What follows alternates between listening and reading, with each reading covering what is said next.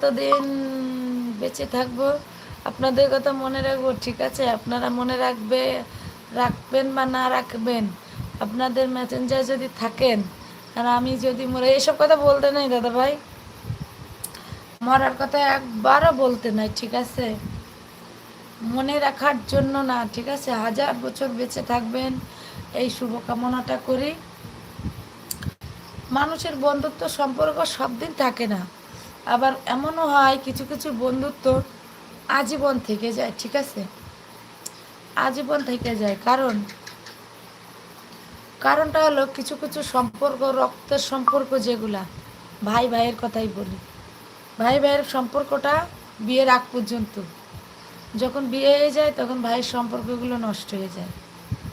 কিন্তু কিছু কিছু সম্পর্ক এমনই, রক্তের না কিন্তু খুব কাছের, যেমন আপনাদের সঙ্গে